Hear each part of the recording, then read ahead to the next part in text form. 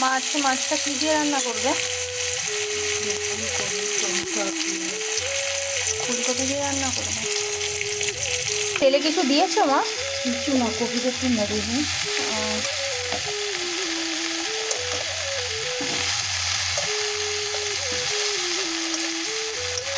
পোড়া তেলে দিচ্ছে, এটা একটু কালো কালো লাগে।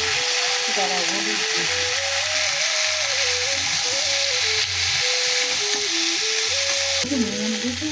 না, সেই জন্য আমি ভাবছি যে নরম হয়নি।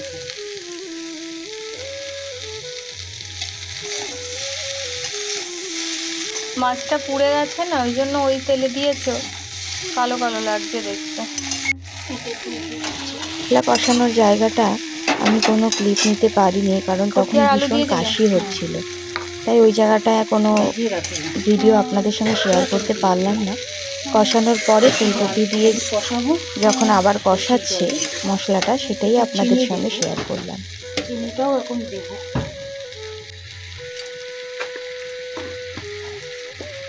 চিনিটা দিলে কি হয় মা? চিনিটা দিলে কপি একটু স্বাদ হবে, না দিলেও হয়।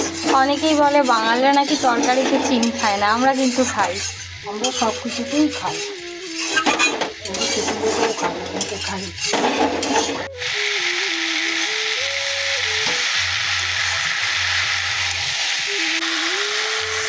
এটা ওই মশলার জলটা না মা? বাটনা ধোয়া তো, বাটনা ধোয়া জল। ঝোল তো যে যার ইচ্ছে মতো। এটা একটু মাছ দেবো তো, ঝোল দিলে একটু না করলে মাছ দিলে টেনে যাবে না। এবার এটা ফুটে উঠলে তারপরে মাছগুলো দেবে। মাছগুলো আজকে কপির ডাঁটা রাখিছি, দেখতে ভালো লাগে, খেতেও সিদ্ধ হয়নি, খেতেও খারাপ হয়ে যাবে।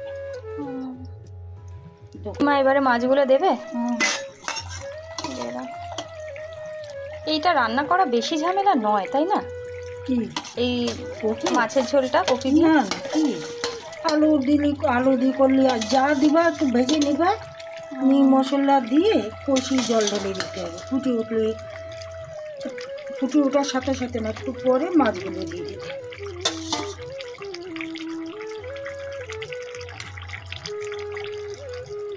আজকের এই রেসিপি ভিডিওটা আপনাদের কেমন লাগলো অবশ্যই কমেন্ট করে জানাবেন। যদি ভালো লাগে তাহলে একটা লাইক, কমেন্ট, শেয়ার করবেন। ইউটিউব থেকে দেখলে একটা সাবস্ক্রাইব করবেন, পাশে থাকা বেল আইকনটি প্রেস করবেন। ফেসবুক থেকে দেখলে একটা ফলো করে দেবেন।